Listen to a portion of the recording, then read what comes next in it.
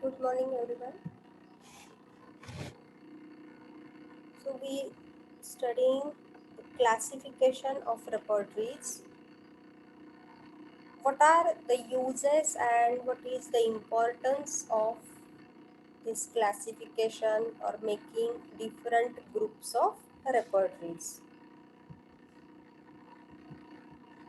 General repertories, they are or the group of repertories which we uh, the repertories which we group into general repertory group. These repertories are used for the purpose of individualization according to the principles of homeopathy, because all we know in general repertories, these repertory cover the whole person. In this repertory we get mental general symptoms, physical general symptoms, as well as particular symptoms. So these general repertories, they are helpful for individualization according to the of principles of homeopathy. Then card repertories. So why or how these card repertories are useful? They are less time consuming method. Yesterday we discussed all about this, but once we will revise these things. So card repertories, they are less time consuming method, less laborious than that of actual paper and ink repertorization. It cuts down time needed in calculation of marks and analysis of repertorial result. It reduces eye strain by reducing the work of repertorization. It is very easy to handle. So these are the importance or uses of card repertories as well as merits of card repertories, which we discussed already when we complete our card repertories. And now computer repertories, there are also some merits of each group of repertories. So in the same way, the computer repertories, they are having also some merits, some uses, some importance. Which merits the computer repertories are having? It saves a lot of time and concentrate only on the patient to search through materia medica for symptoms not found in repertory, to create data banks of cured cases, and to be in contact via HomeoNet with homeopaths all over the world. It is an excellent tool to collect information and have it ready to display in teaching or therapy. For ready references, creates an impression on the patient. The number of options available for reference is immense and the work is also very fast. May also carried to the bedside in the form of laptop. So these are the importance, these are the uses or merits of computer repertories. As these repertories, they save time, they save our laborious or hard work. We can easily search any symptom from different materia medica which we cannot found easily in repertory. Then we can create a data bank of cured cases, then collect information which is useful for teaching or for therapy, then for ready reference, and it also create an impression on the patient. As well as at the same time we can we can able to refer many materia medicas as well as many repertories at the same time. Then concordance repertories or Puritan repertories. symptoms can be found out easily and saves a lot of time. It is a great manual to refer to any needed symptom, but not useful for systemic repertorization. Errors in converting the patient's symptom into the rubrics can be avoided. The reliability of the symptoms and remedies is doubly ensured by repeated verification, observation, and confirmation. It serves as a guide for further work on repertory. So this is about the concordance repertory, as well as it is also called as Puritan group of repertories. Then clinical repertories. They are used as a quick reference book at the bedside, helps us to find the most appropriate palliative medicine in incurable cases, helps in finding out the simillimum in a specific clinical condition, then helps to repertorize especially the cases which are lacking in mental and physical general but rich in common symptoms, then cases with clinical diagnosis, as well as the short cases with few symptoms. Then thematic repertory, the addition of materia medica,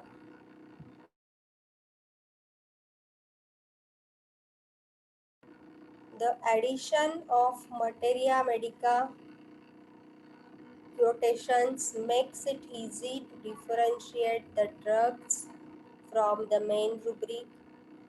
It helps to improve and innovate the existing mind section of the repertories. There is a great difference in vocabulary between the repertory and materia medica. In compiling the work, the author attempted to satisfy these points by referencing the symptoms in the repertory back to the original source in the proving. So these are the merits or uses of thematic repertory. So many times there are short notes on these repertories, concordance repertory, thematic repertory, computer repertory, card repertory, or on any repertory there may be short note for 5 mark, 10 mark, or in long answer question also you should write down, in also long answer question for 20 marks there is classification. Then in classification also you have to write down the what is the thematic repertory, what is alphabetical repertory, what is clinical repertories, concordance repertories, what is these repertories, then examples of these repertories, and after that uses or importance of these repertories. In this way you have to attempt or you have to write down the answer. So use or importance of every repertory you should know,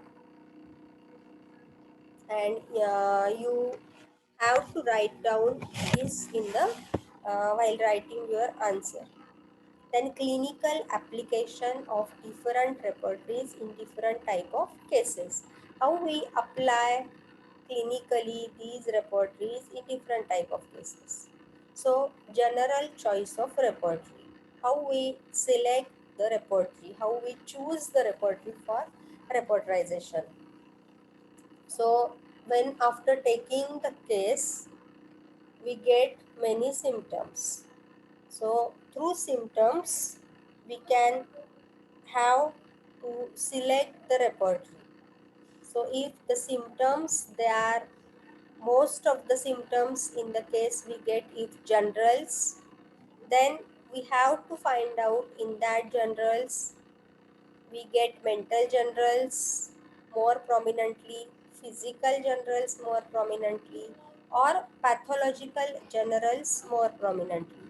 If we get mental generals more prominently, then we have to choose the repertories in which there is more importance is given to the mental general symptoms, as for example Kent's repertory, because in Kent's repertory we get the mental generals or the section mind. It was very elaborate and well explained section.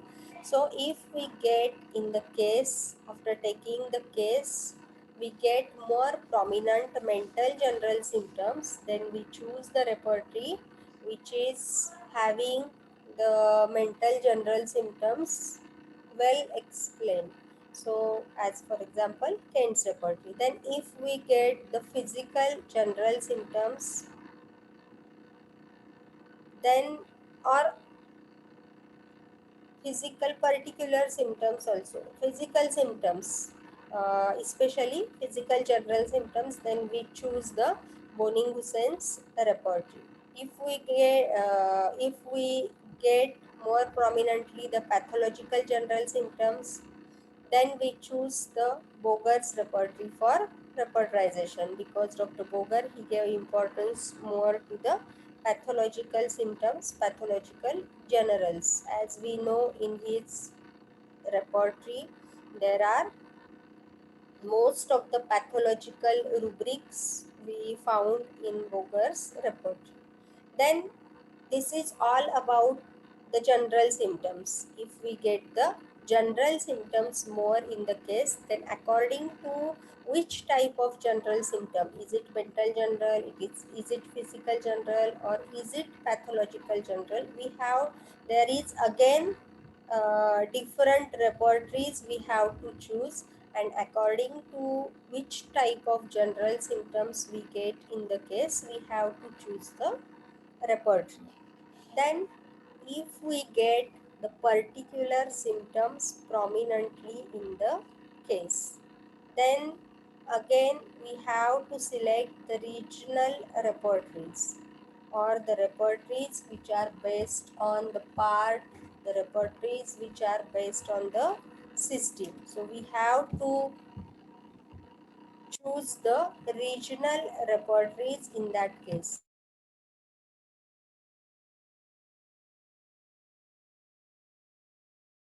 So in this way, the selection of repertories depends on the symptoms, which symptoms or how the or which type of symptoms we get in the case. So accordingly, or according to symptoms, we have to choose the repertory.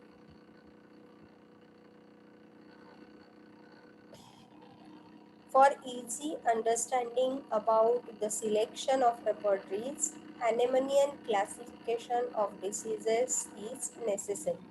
So we should know the Hahnemannian classification of diseases. How Dr. Hahnemann he classified diseases, or in which group he classified the diseases.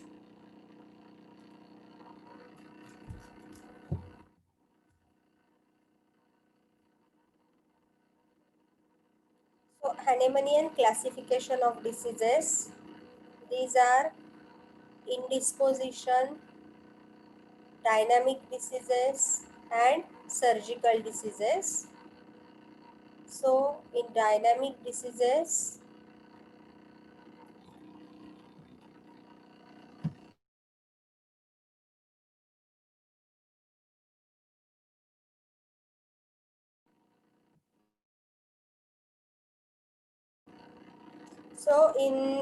there are Dr. Hahnemann, he classified the diseases into three groups. First one is indisposition, second one is dynamic diseases,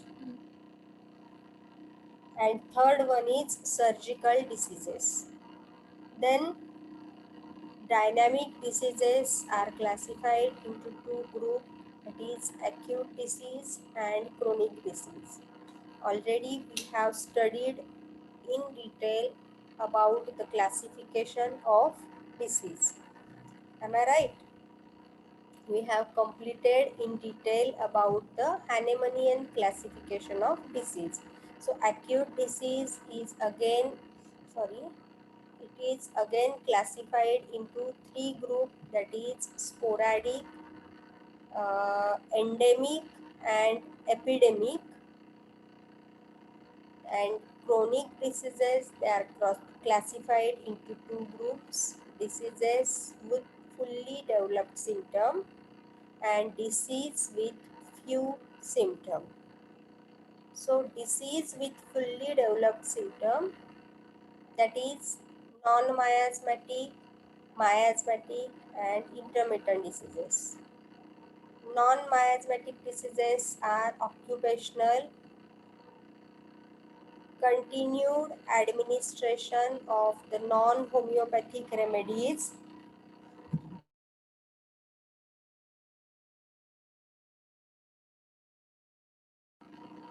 non-miasmatic diseases, they are occupational diseases, continued administration of non-homeopathic remedies and due to bad hygiene.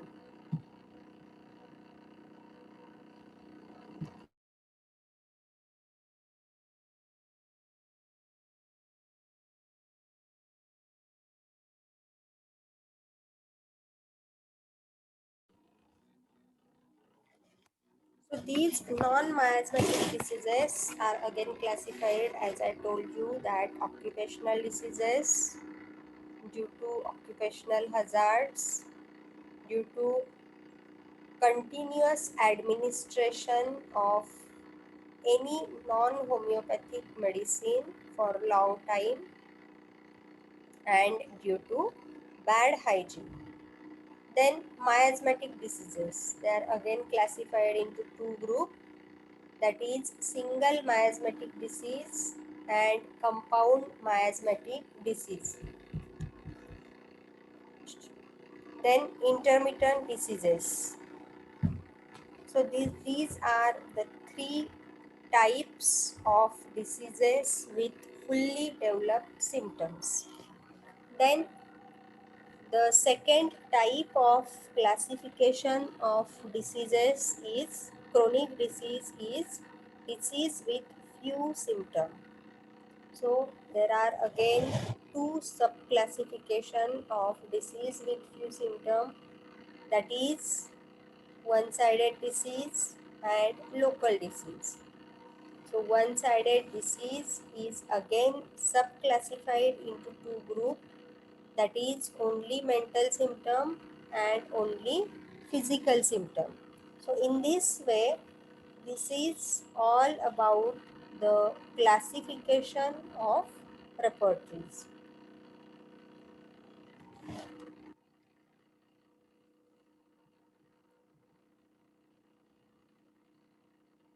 Then what is indisposition? You all know about indisposition. It was covered in aphorism number 150. If there is a slight alteration in the diet and regimen, it usually suffices to dispel such an indisposition. Means if there are slight changes, slight alteration in diet regimen, then the patient suffer due to these small or slight alteration. So there is no need of any medical aid and hence repertorization is not required. So when we remove these causes, or when we overcome these, or when we remove these things, then automatically the patient get cured. So there is no need to use, or no need to take any medicines, no need of any medical aid, and so there is no need for proper repertorization in these cases. Then surgical diseases. If it is purely surgical, homeopathy have much scope?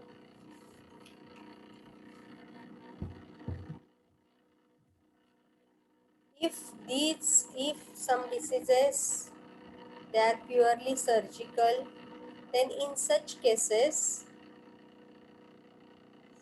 if there is clearly surgery is indicated, then there is less role of homeopathy, or in such cases there is homeopathy have less scope. So this is all about the surgical diseases. Then dynamic diseases. As dynamic diseases, they are classified into two groups, that is acute disease and chronic disease.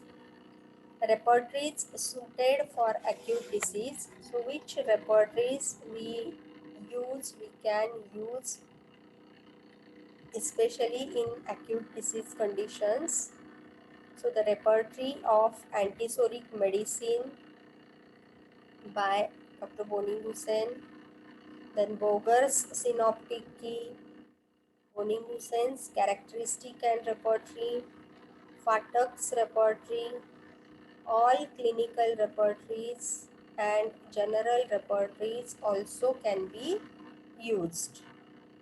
So in this way, for acute cases in acute diseases, these repertories, that is repertory of antisoric medicine, Boger's synoptic key, Boning Hussein's characteristic and repertory, Fatak's repertory, as well as all clinical repertories and general repertories.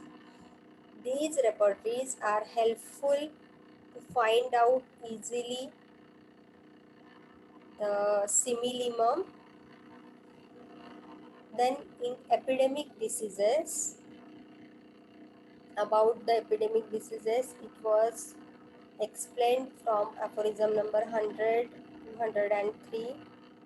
Totality consists of general peculiarities plus special symptom. So there are general symptoms.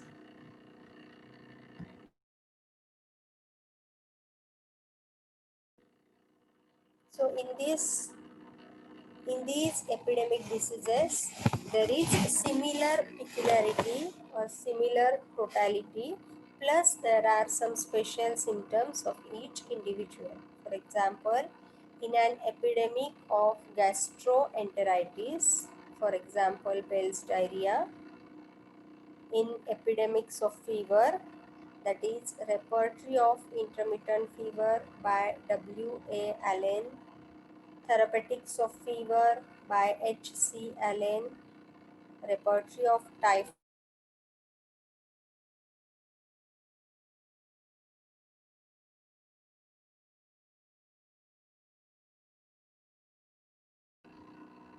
Sorry, epidemic diseases which are from aphorism number 100 to 103, and in these diseases the totality consists of general peculiarities plus special symptoms. Means there is some general peculiarity of the disease condition. In each patient we found the some general symptoms, similar general symptoms, and plus there are some special symptoms in each patient. As for example, in an epidemic of gastroenteritis, Bell's diarrhea is useful. Then in epidemics of fever, the repertory of intermittent fever by W.A. Allen, therapeutics of fever by H.C. Allen, repertory of typhoid fever by Panelli, then repertory of scarlet fever by Edward Rushmore. So these repertories are useful in epidemic diseases. Then chronic diseases, the totality should include the state of disposition, mind, and totality of symptom. So what is the state of disposition? Which are the symptoms of mind? And what is the totality of symptom? So in chronic diseases, the totality, it includes the state of disposition, mind, and totality of symptoms. Then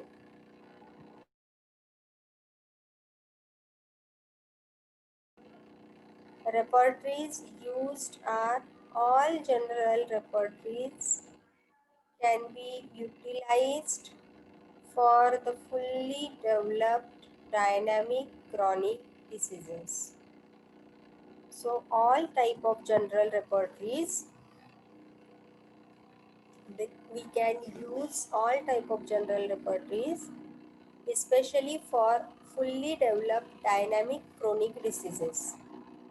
The diseases which are fully developed and they are dynamic and chronic in nature. In these diseases, these repertories are useful. Then non-miasmatic chronic diseases.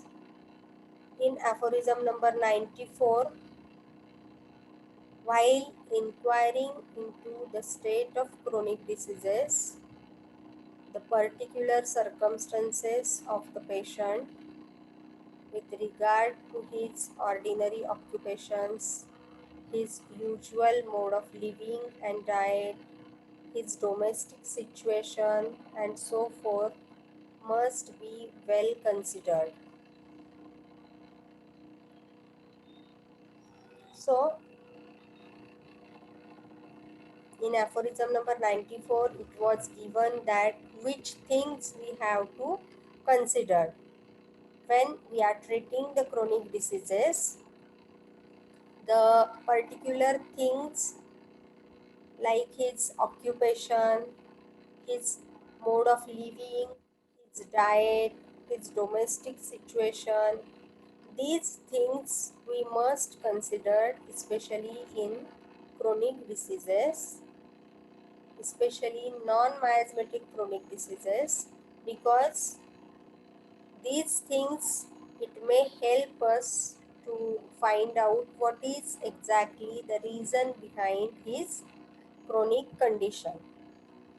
And repertories for occupational diseases, we can use the Nair's repertory, Clark's clinical repertory, then Borik's repertory, and latest general repertories like Synthesis, Murphy's repertory, and Complete repertory. So these are the repertories which we use especially for occupational diseases. Then bad hygiene, excess indulgence, and deficiency disorders. So the repertories used for these type of cases or these conditions are all general repertories under generalities chapter has lot of rubrics related to this.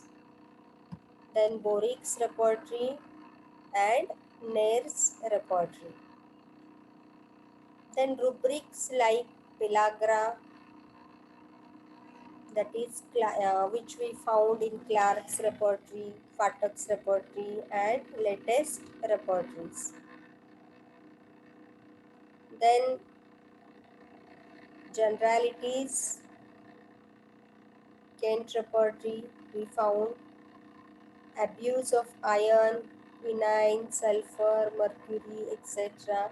So in this way, we found the rubrics related to these conditions in all general repertories, the repertories which are based on or repertories which cover all the symptoms of the whole person. So in these repertories we found the symptoms or the conditions, rubrics related to bad hygiene, excess indulgence, and deficiency disorder.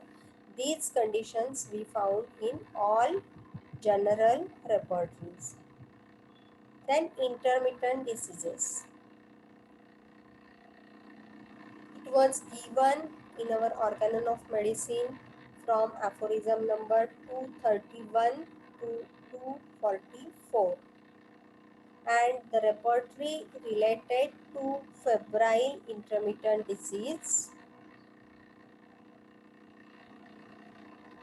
So the symptoms related to febrile intermittent diseases we found in the repertory BBCR in fever section, in repertory of intermittent fever by W.A. Allen, then therapeutics of fever by H.C. Allen, then repertory of intermittent fever by Dr. Boningusen. So in this way, the intermittent diseases we found in different repertories, as they have given the example of febrile intermittent diseases we found in different repertories which cover the symptoms related to fever very well.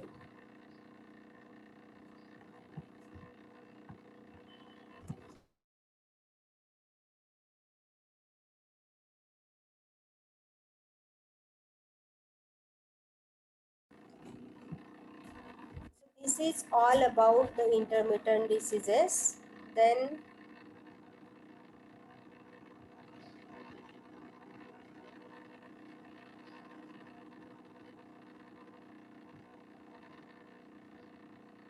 repertory related to febrile intermittent diseases. Now we discussed the repertory related to febrile intermittent diseases, and these are the repertories related to febrile intermittent disease. So repertory related to migraine.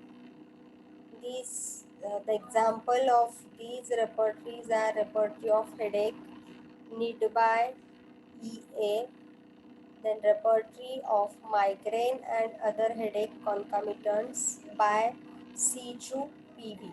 So these are the repertories which are related to febrile intermittent diseases. Then one-sided diseases. As we know, the one-sided diseases, they are explained from aphorism number 172 to aphorism number 184. The diseases where only few symptoms are seen in the case. So which are the one-sided diseases? In that we get only few symptoms and they are also common symptoms, or only one or two symptoms in the case. It can be of purely mental or physical diseases. The one-sidedness can be due to following reasons. It may be due to advancement of pathology in an incurable state or due to suppression. So there may be advancement of pathology in advanced pathological situation or conditions. The case which is incurable, in that cases also we get only few symptoms, and most of the time, many of the time these symptoms are common symptoms. And then due to suppression, so if there is suppression, then also we get the few symptoms in that case. So which repertories we should use for such cases?